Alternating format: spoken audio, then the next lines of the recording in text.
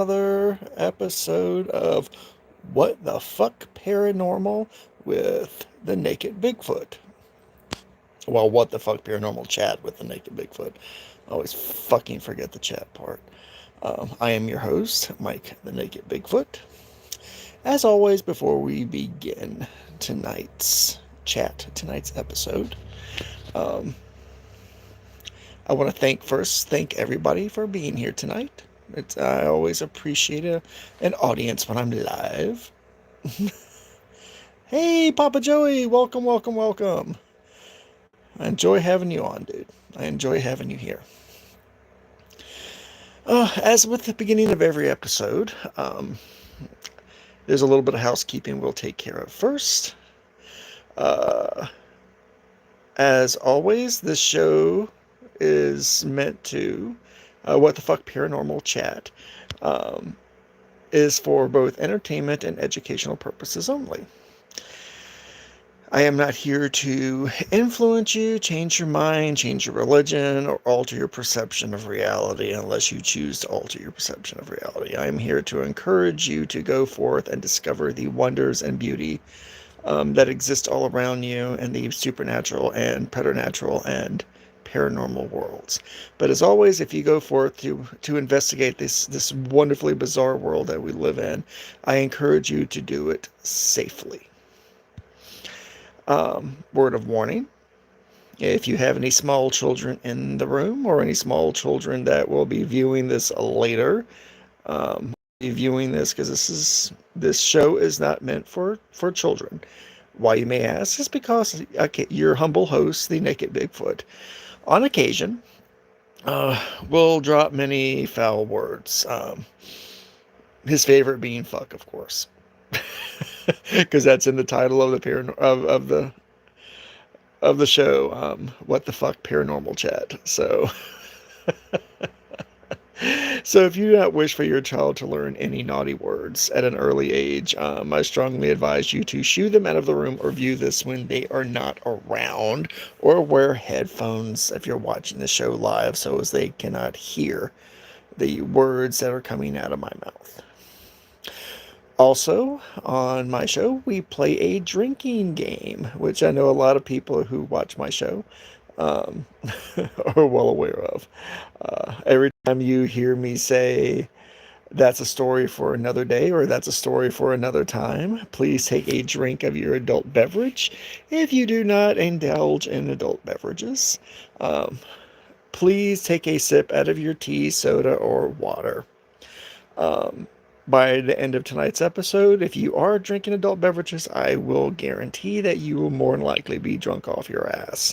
So, the Naked Bigfoot does not encourage anyone to drink and drive. Imbibe safely and in the comfort of your own home. And with that, let's dive into tonight's episode. Um, tonight's episode, as you can tell in the title, do fairies exist in America? Now, of course, naturally, I'm going to be talking about fairies. Um, I could have very easily broken this topic up tonight, and and done multiple upon multiple episodes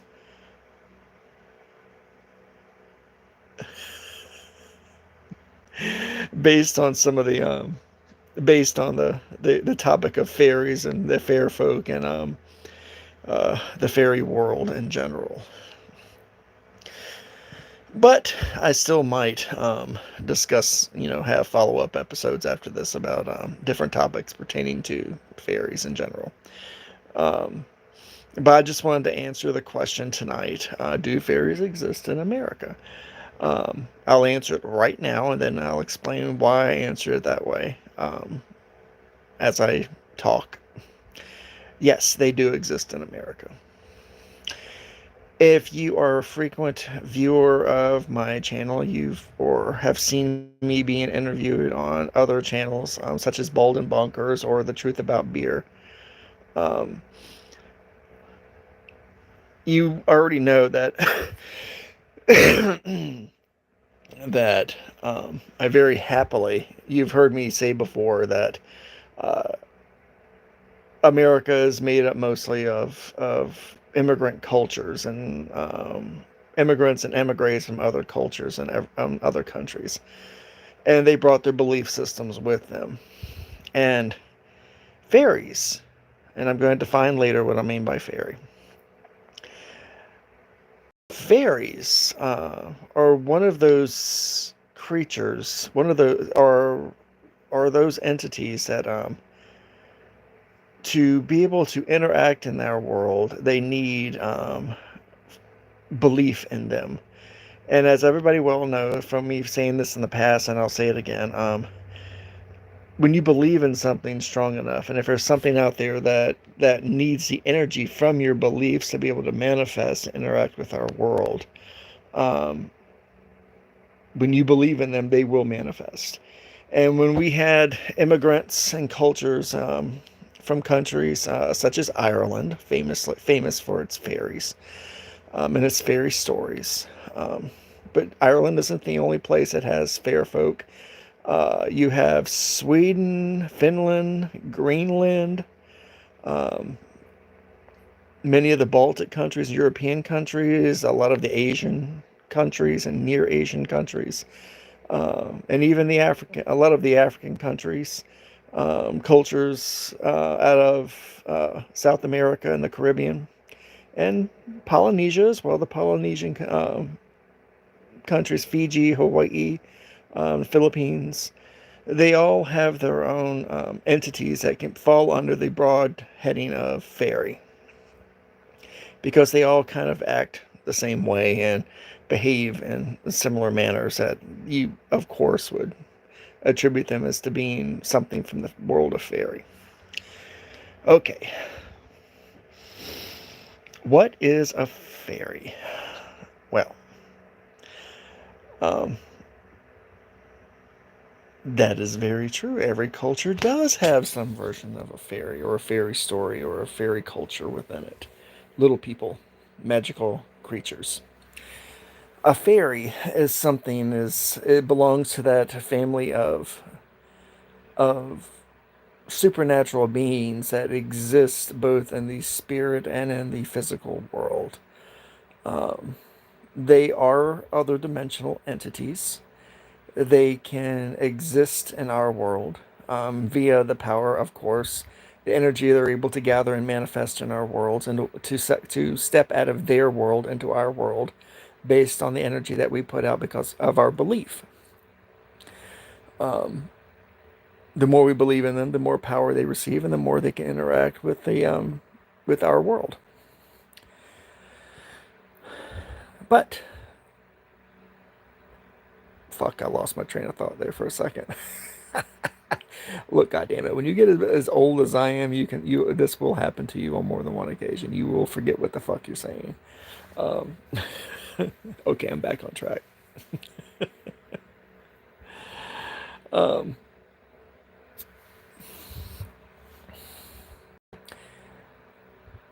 there are different types of fairies. And we're not talking about um, the Disney archetype of a fairy, like Tinkerbell or little dewdrop fairies or shit like that. Um,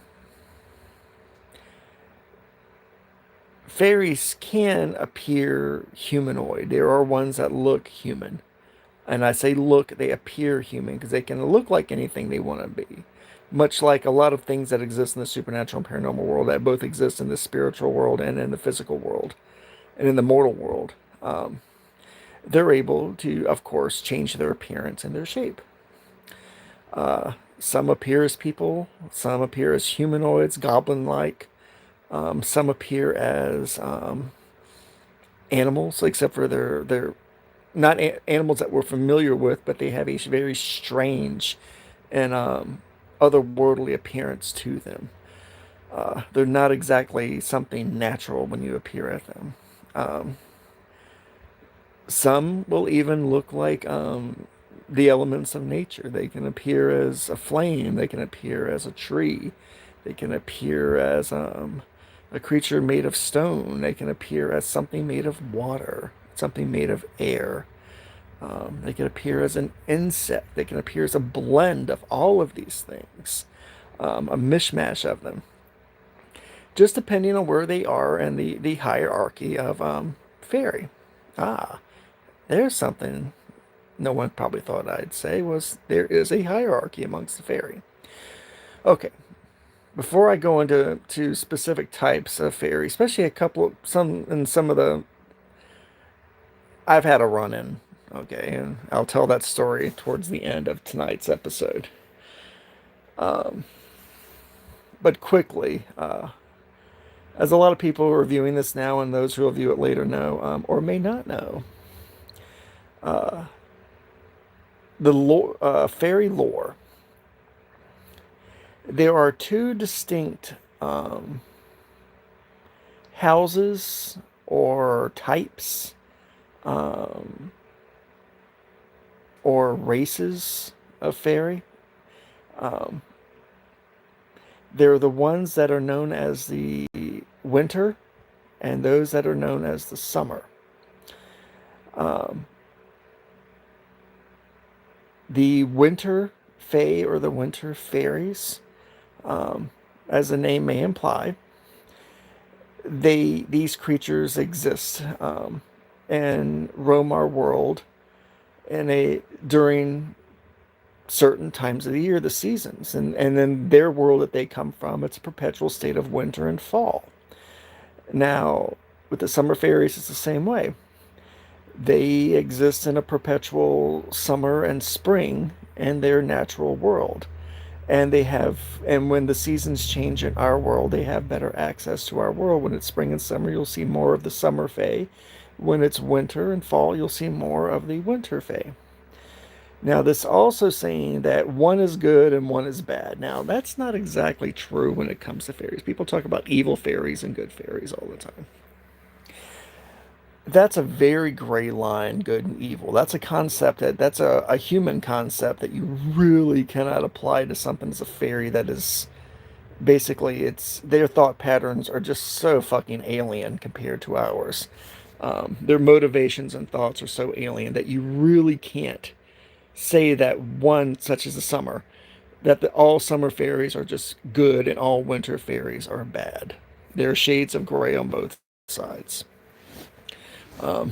Summer, all dewdrop fairies and Tinkerbells. They got things on their side that'll rip your throat out as soon as say hi to you. The same thing with winter. A lot of the winter fae can be quite cordial, but at the same time, they'll be happy to rip your guts out and dance over your body and eat your eyes. So, good and evil is kind of tricky when you're trying to apply those terms to the fae. Now, within the summer and winter courts, as they're known, of course, they're the rulers of the courts. Um, there is a hierarchy. There is the high fae that are known as the She. That's Sidhe. For those who do not know, that word is pronounced she. And the She are the ones that look more human, but just bizarrely alien. So beautiful that they appear alien when you look at them. It's an otherworldly beauty to them. And it's the She, the high fairy, that govern over all of the lesser fairies around them. Um, like the bard Shakespeare wrote. One of my favorite Shakespearean plays, which actually presents the courts and the world of the fairy quite well, as Midsummer Night's Dream. Uh, and of course, there are other plays that he did where he mentioned them in, were the queens of the fairy. Of course, were Titania, which is in the summer court, and in the winter court there was Mab, um, respectively. Uh, Supposedly that they are sisters. They're just much like nature itself. They're just two sides of the same coin. Um, both can be gentle and kind, and both of them can be vicious and cruel. Again, we're talking about creatures that are more akin to forces of nature than they are to being human beings. And as Alfred Lord Tennyson, and I'm going to paraphrase Alfred Lord Tennyson, when he was talking about nature, nature being both red in tooth and claw. Nature was beautiful, but at the same time, nature had claws and teeth. You may smell the rose, but the thorns of the rose will rip your flesh and make you bleed. So something that is beautiful can just as easily kill you or hurt you. And the same can be true about the courts and the queens of fairy. They're incredibly beautiful, and they both can kill you at the same time. Alrighty. Um,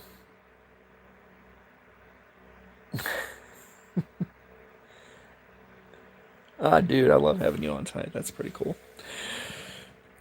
Alrighty. Where was I? I was just covering really quickly the fairy courts and the difference between winter and summer. And they're active during winter and summer.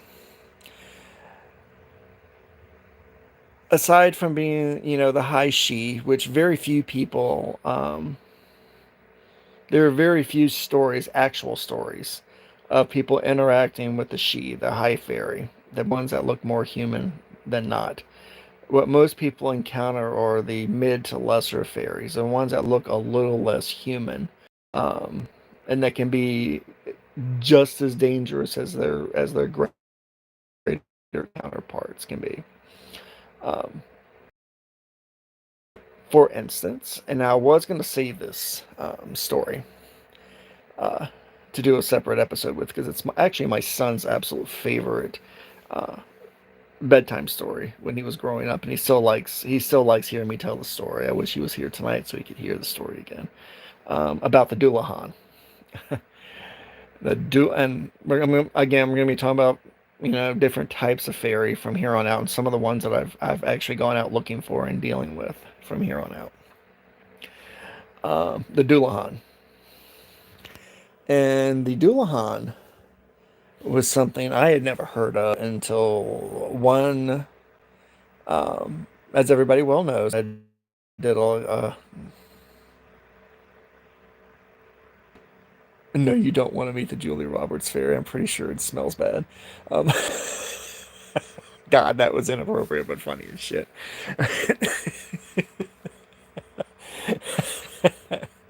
um, Sorry, I got distracted. I was talking about the Dullahan. Okay, everybody knows that I went on my great spiritual quest and did a number of investigations in my youth throughout the United States, and this is in Knoxville, Tennessee. And I don't know what made me stop over there. I wasn't going to spend any time in Tennessee at all because I was actually going from Tennessee. I was heading to Memphis, but I decided to stay over in Knoxville. And I stayed over more days than I care to admit to. And there was a story being told around town. It was close to Halloween.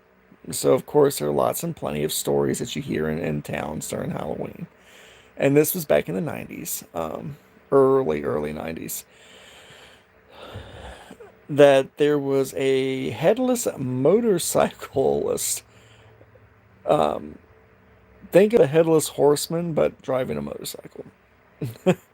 That was being seen that was seen driving around the cemeteries at night, dressed in all black, on a motorcycle that made absolutely no sound whatsoever. And he wore a helmet. And the reason I asked how the hell did you know he was headless? If the stories I heard them were from teenagers, by the way. You know, I wasn't long removed from being a teenager, so I believed a lot of things that they were. Well, I believed part of what they were telling me, but some of it was batshit crazy at the time until I was actually able to go out and see it myself. Um, they said because it stopped in front of them because they were at the cemetery and, of course, doing the shit that teenagers do at cemeteries. They were drinking and raising hell on the back of their pickup trucks. when they saw this motorcyclist go around that was driving, the roads around them and the pathways in the cemetery around and around and around them. And they started paying attention to him. They noticed that the motorcycle was making no noise whatsoever. And he finally stopped. He stopped, they said, about 75 feet from them. And he reached up and he took off his helmet. And where his head should have been, there was absolutely nothing. And he put his helmet under his arm, and he took his hand and he pointed at them. He just pointed at them. And they said they swear they heard somebody laughing when he pointed at them. Then he put the helmet back on his shoulders where his head should be at and drove off. They said this is something that had been going on for quite a few years there at around Halloween every year. And the kids would go out there and party in the cemeteries in hopes of seeing this thing. So before I decided to go out to see if I could spot this thing, I did, of course, my research. I did my Scooby thing. I did my research and my reading. And what it sounded like to me was a modern interpretation of the Dullahan. What's a Dullahan, you may ask? A Dullahan is a fairy spirit known to be incredibly malevolent. And I almost said mischievous, but it's more malevolent than mischievous. And when I say mischievous, it's like saying that it's like saying the worst serial killer in the world was just a bit mischievous. The Dullahan was like that. The Dullahan, of course, came from Irish lore. The Dullahan was a headless fairy, a headless spirit. Well, it had its head, but it kept its head tucked under its arm when it went into a town. It would go into a town to terrorize, to scare, to frighten, and possibly take a soul. The Dullahan would spend 3 nights traveling into the same town, causing just sheer terror from its mere presence. But if it saw somebody that it considered a victim, it would point at them and it would call their name out. And they would either die on the spot, or that night when they went to bed, the Dullahan would draw the soul from the person's body and they would die in their sleep. And it would take the soul back in the world from which it. So, armed with that little bit of information, I figure that, hey, this is the. Oh, and, everybody knows the story of Sleepy Hollow, Ichabod Crane, and the Headless Horseman. That is actually. That comes from the story of the Irish Dullahan. That story does, with an American spin on it. But it's how they interpreted the story of the Dullahan in American terms.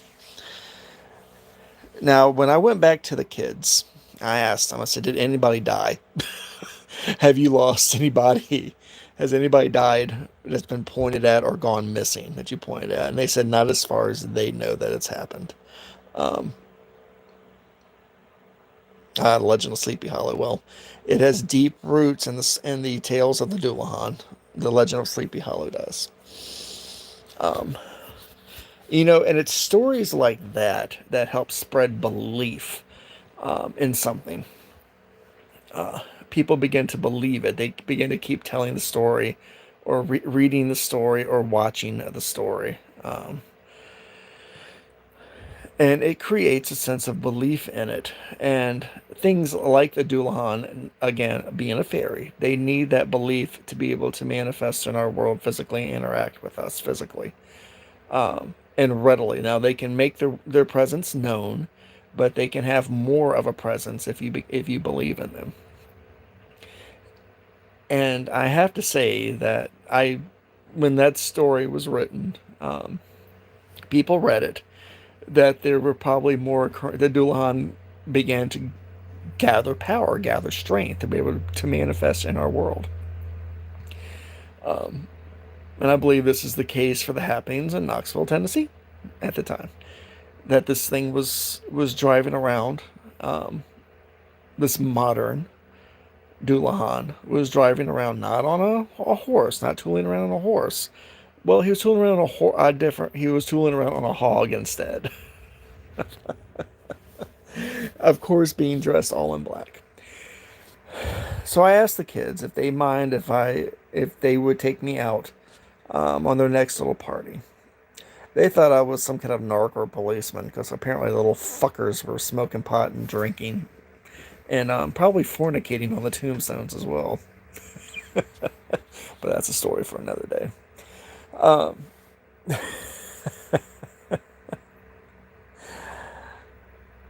they said, "Well, we're not going to be going out, sir, but we'll tell you where we do hang out at." And I went, "Really? Really? You're going to tell me where you went out at?" So I went out. Where the little bastards, the cemetery, the little bastards frequent it, and they kept saying that they saw um, this headless motorcycle rider. And I went out there for 4 nights and sat in the cemetery for 4 nights. And it wasn't until the fourth night that I think I finally saw something. Um, I'm not saying that I stayed sober every night because I will have to admit I did drink a little bit while I was out there you can't be in Tennessee and not drink some kind of whiskey, just to let you know. uh, and on the fourth night, it was a very, very clear night, full moon, absolutely gorgeous. It was 2 nights before Halloween. Um, and the wind started blowing. It was a beautiful night. The sun, I mean, the moon was above me, full moon, absolutely illuminating absolutely everything. It was absolutely gorgeous. And the wind started blowing, and the wind started rustling around, and the leaves. I always used to call them little leaf devils. You know, when the wind blows and it blows up the leaves into a little circular pattern. Well, it just wasn't one little leaf being blown into a circular pattern. It was happening all around me at the same time. And by this time, I'd encountered enough bizarre shit that I knew something was going on. Um, so right outside, I went to my car. I turned on my headlights, and I looked. And at the very, very end of the road that was leading to the exit of the cemetery, I saw a figure in black on the back of a motorcycle. And the wind was just blowing as hard as it could and stirring the leaves around me as much as it could. It was absolutely insane. And I saw it. I kept looking closer and closer and closer at it. And I realized the motherfucker didn't have a head. And that it indeed had its helmet under its arm. And it put its hand up, and I fuck you not. It put its hand up like that, as a saying, I know you see me. And then it closed its hand into a fist, put it back on, reached around to its arm, put its helmet back on, turned around, didn't make a single fucking sound, and just vanished outside the headlights, and I never saw it again. Well, that fucking scared me a great deal. um, and I realized the little bastards were telling the truth. There was a Doolan on a motorcycle um, terrorizing Knoxville, Tennessee. um, of course, I sat down that night and wrote all this stuff down in my journals. Um, Everything that I'd seen and experienced. And it was the very first time that I ever encountered something that I could say was a fairy. Now, considering the lore that circulates about Abdullahan, I think I think either the lore was slightly wrong, or I got off incredibly lucky that I did not die that night. Once again, I did not die fucking with something I shouldn't have been fucking with. Um, Either way, it's an experience to this day I will never forget. When I still go to a cemetery, I'll always look at the entrance or the exit, um, and see if there's anything there. And I think about that night that I out there with the headlights pointing down down the road, and seeing that at the very edge of the headlights. I'll never forget it. Absolutely never forget it. And I'm pretty sure if that thing is still in Tennessee, it ain't forgot me either. Because, of course, I had a oh shit moment when I saw it. Now, not all um, encounters are. Most encounters with the fairy folk, from what most people say, complete and can. I'm not going to say pleasant. Most of them have been strange. Very, very, very strange. For instance, there is the fairy cat, um, known as a malk, M-A-L-K. Um, and they're incredibly intelligent. They're supposedly out of all the hunters in all of fairy, both the winter and summer courts, the malk was the best perfect hunter out of all of them. They were incredibly intelligent, incredibly cunning. Um, Now, there have been many sightings here in the United States of great black cats appearing in places they shouldn't exist in various cities and townships. Um, and of course, there's several that occur about of great cats that appear in some of the legends here in the Blue Ridge Mountains and in West Virginia. It is my assertion that they are a malk, that they are a fairy cat. They enter our world to hunt. And if a human being gets in their way, they of course will hunt it. Not necessarily to kill it, but for the thrill of the hunt. Remember, these things are incredibly intelligent. Um, they don't necessarily kill, but they sure as hell will hunt you and scare the ever living shit out of you. Now, like I said, not all encounters with fairy are inherently dangerous and inherently frightening, but in my personal experience, they have been. And here's another story. Oh, this one. You guys are going to like this one. This actually took place in Alabama, right outside of Mobile, as a matter of fact. Um, there is a type of fairy. It's from the winter court. It is known as a red cap. That's Redcap. And as the name might suggest, they wear a red cap or a red hat of some sort. It may not be a cap. It may be anything, as long as it's red that is on them.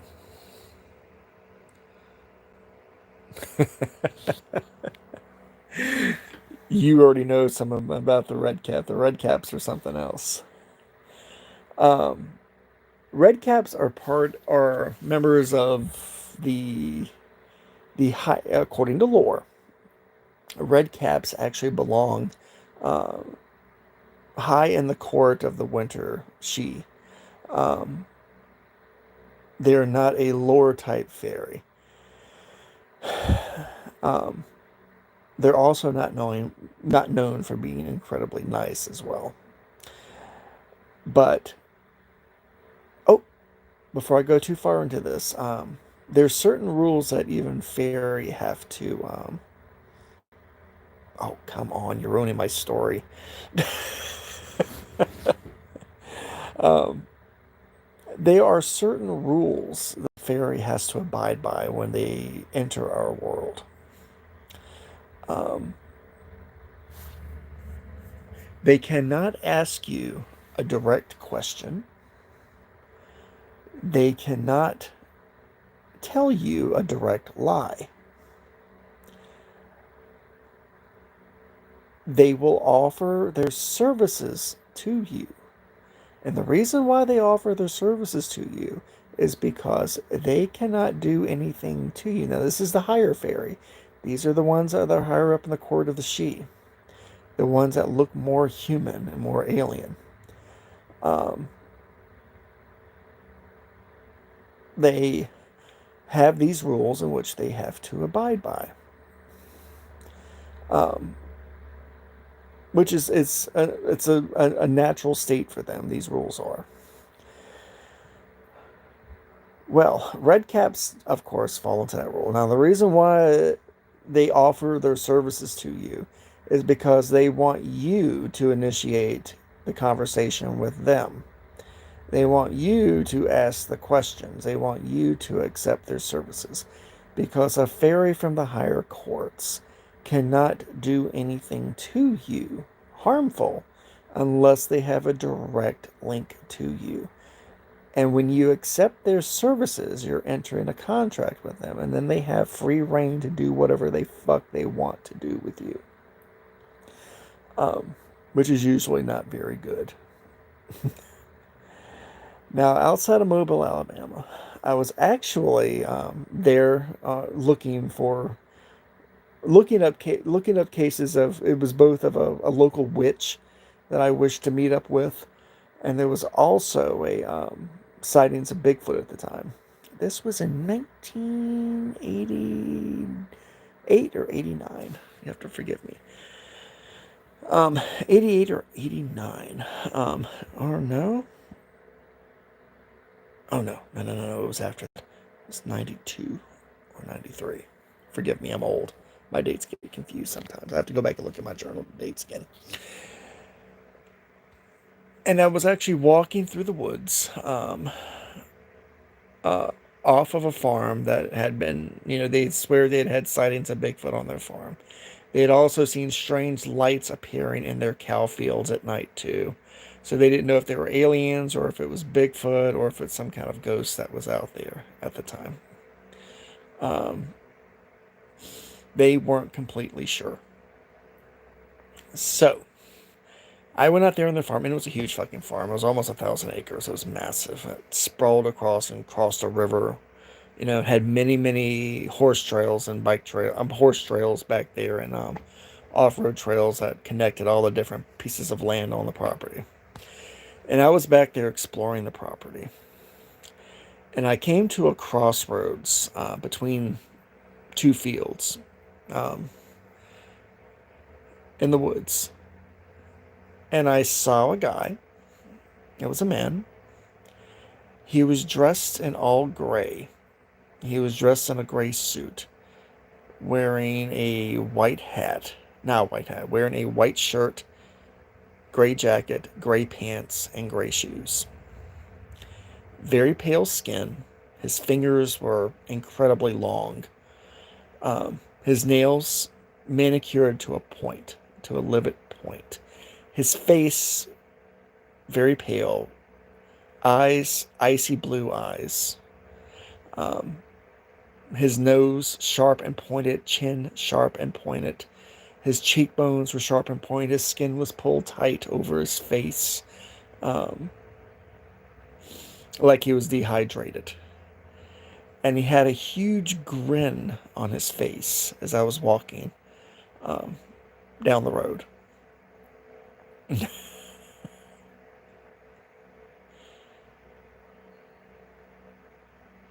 Oi, oi, oi. Sorry, I have to stop and read comments. I love reading comments. Well,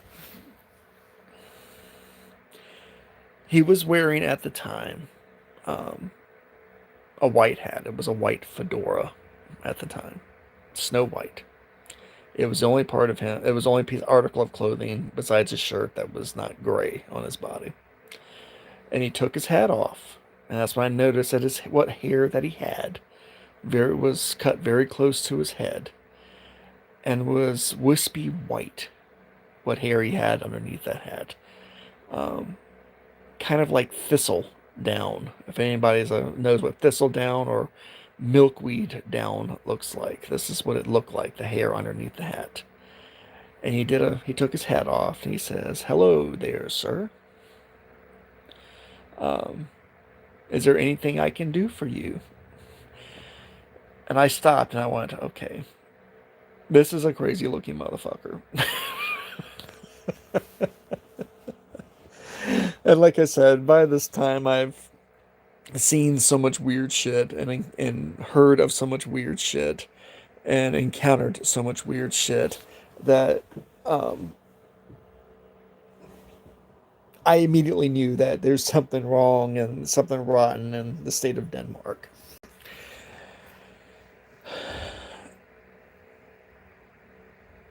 I looked at him and I went, I immediately, my guard went up when he said that. I looked at him and he kept a smile on his face, a huge grin on his face, showing every one of his gray teeth in his mouth.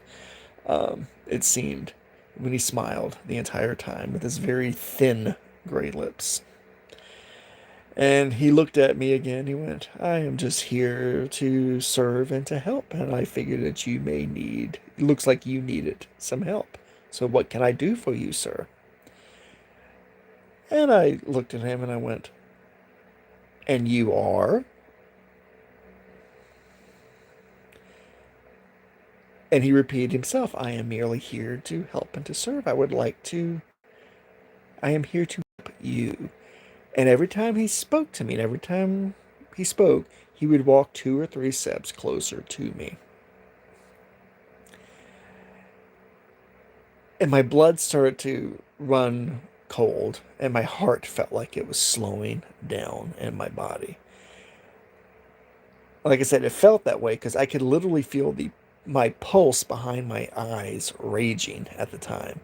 There was something inside of me telling me, danger, danger, danger. You're in really fucked up danger right now. And I asked him again, and you are? He says, I am merely here to help you. I am merely here to offer you my services. What can I do for you? Um, and for the third time, I said, and you are? And I didn't know at the time with what I was dealing with. I didn't know what creature or thing I was dealing with at the time. At the time, I was thinking he was an alien, because up to this point, I was still a firm believer. I had never seen an alien, never seen a UFO. But up to this point, it was my great, and it still is my great. Um, I would love to see one. I would love to have an encounter with an alien or an encounter with a UFO. Period. And I thought maybe this is what I was talking to was an alien. But when I asked him for the third time, and you are, indicating I want to know what your name is, he stopped smiling. He just stopped advancing and he stopped smiling. And he put his hands together, his long fingers together. I heard his knuckles crack when he laced his fingers together and brought them together tough. I could hear his knuckles cracking. He looked at me and he said, that's not very sporting of you. And with that, I will take my leave. He turned around and he walked down the left lane back into the woods from the crossroads in the woods and went back into the woods, and that was the last I'd ever seen of him. It didn't seem like much at the time, and it may not sound like much now, but I could not get that encounter out of my head. So when I got back, when I got done with my Bigfoot hunting in the cow fields, avoiding cow shit right and left, I of course went back to my books, went back to my journals, um, going over and over and over, and finally writing down in my head everything that had gone on. Well, I realized then what I'd been dealing with when I started reading up again, because it's everything that happened was pointing at an encounter with a fairy, but what kind of fairy was it at the time that I had encountered at the time? Another one of the rules, again, when you ask a fairy its name 3 times, you set up a contract with it then. If it continues to engage with you, it sets up a contract. And a fairy can do either one or two things. It can tell you its name, or it can turn and walk away and never come bother you again. Well, I was asking it over and over again. I asked it 3 times, and you are, wanting to know what its name was. It thought I knew what it was at the time and that I was playing the game with it. And it decided to, instead of because names are very important in the, as you've heard me say in the past, in the spiritual, supernatural, and preternatural worlds, names are very, very important. Knowing the name of something gives you power over it. And a fairy will never allow itself to have a human being have power over it. So instead of it giving me its name and continuing the game that it was playing, it decided to disengage and walk away from me. I wanted to know what kind that I was encountering, and I just remembered how it was dressed and how it looked. And I finally found a description that pretty much came close to what it was I had seen, and it was a red cap. Um, like I said earlier, a red cap. But at the time, it didn't have a red cap, you may ask. Now, what red cap like to do? They like to offer their services, of course, to a human being, and pretend to be friendly to the human and offer it all kinds of help. And as soon as you accept its help, they'll literally slit your throat. They'll kill you on the spot. And then, as a trophy, it'll take its hat that it's wearing and it will dip it in your blood, in your fresh blood, dyeing the hat red. And then wearing it as a trophy on its head. Um, that's why it's called a red cap. It's one of the more dangerous things that come from the fairy world, uh, because they only exist to kill people. But to them, it's a game. And I had inadvertently played its game, and I had inadvertently won the game, or come to a draw with it. It chose to disengage from the game. It no longer was having fun with me, since I wasn't playing along with it. It didn't think that I was playing fair, I believe, and decided to leave me alone. And then once they choose to leave you alone, you'll never encounter another one again. Period. Now, there's also another. Let's see what kind of time we have. Oh, quick time where I can talk about this really quick. Oh, and now this is just based on lore. I've never encountered it personally, and I would absolutely, but I've been able to. I learned a lot about it from some local well, at the time they were local, hedge witches. Who There's so many hedge witches and witches that are out there, because remember, witch in the original definition of the word in Old English, witch meant information. It didn't mean an old hag that rode a broom. The word meant information, and usually with women who had information, who had knowledge and lore. And there was a good old hedge witch friend of mine that I loved. She's since passed and gone into the next world. Um, Her spirit and all has gone into the next world. But she let me read a lot of her books, and she let me go through a lot of the lore that she'd collected. And one of the most interesting things that I found was the tale of the Wild Hunt, and which some people may or may not know. If you do, that is awesome. The Wild Hunt exists. Uh, there's stories of the Wild Hunt in Scottish, Irish, Finnish, Slavic. There's so many countries that have tales of the Wild Hunt, but basically it's pretty much all the same in all the different cultures and all the different places. It is a hunt led by the master of the hunt, who is a spiritual creature, who is, of course, the who's leading the hunt with spectral hounds, and the hunters that accompany him on the hunt are made up of both the souls of human beings and fairies and the spirits and the like.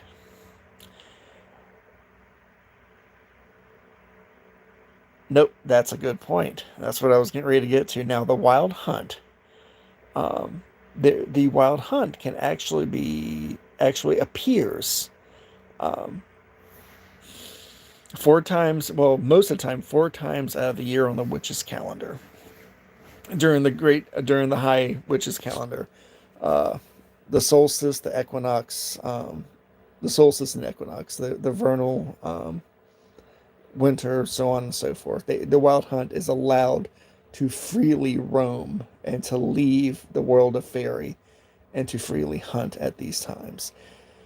Now, there are other times that the wild hunt can actually be summoned to our world inadvertently, and it's usually by a great predatory act has to occur. What do I mean by that? It is a great loss of life that must occur. That is violent and vicious. If the wild hunt senses that, they can smell the blood. The hounds can smell the blood, and they leave the world. They leave the woods of the fairy, and they come out and they begin their hunt. Um, Now, as the hunt is going on, people can hear it. The master of the hunt blowing his horn as they're riding through the woods on their horses, with the hounds baying at the heels of their prey, which could be an animal or it could be a person, could be another spiritual being or another fairy that they're hunting at the time. But you're to never leave your house and lay witness and lay eyes on the wild hunt. Because one or two, well, if you do see the wild hunt, the rules of the wild hunt are you run, you join, or you fight. If you run, you're going to be hunted. If you join, you're as good as dead, because when the wild hunt leaves the world, it takes you with it back into the world of the fairy, and you never come out again until the wild hunt leaves again and you join it and leave it again. But you're never allowed to leave the wild hunt after that. If you join it, or if you're hunted, they will hunt you down. They will run you down. They will kill you if you see it. If you fight, you're just as good as dead, because they will kill you. Remember, these are the best hunters of the hunters. Now, one of her books that she had in her collection actually gave a historical name to the master of the wild hunt.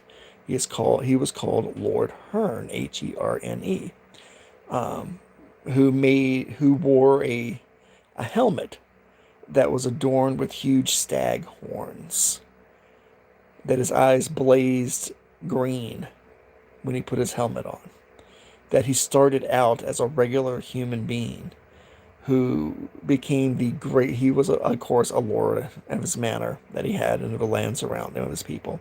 But he was such an amazing hunter, an effective hunter, that the lords of Faerie decided to make him one of them and let him hunt for eternity as the master of the hunt and create the hunt, or so the story went, which I found absolutely fascinating. Well, guys, looks like it's that time again. As always, I really thank everybody for turning out tonight. Again, I think I'm going to do a follow-up episode to this. I have a lot more information I would love to share with you guys. Um, as always, if you like what you saw, um, please hit the like button. If you did not like it, you can hit the dislike button. You will not hurt a feeling. Leave comments and criticism. I take all criticism to heart, all constructive criticism. I actually do use it. If you wish to follow me on Twitter, it's at VoodooMan3. Of course, subscribe. If you like what you see tonight and wish to see more of this content, please subscribe and hit your notifications for seeing more of my content later on. As always, I really appreciate everybody who joined me tonight to see this live. And I really want to thank those who will watch this later on who did not have a chance to join us. I appreciate you all. I appreciate your time and your energy you want to put into this. And as always, I look forward to seeing you again. Have a fantastic night, and thanks for joining What the Fuck Paranormal Chat with Mike the Naked Bigfoot. Have a great night.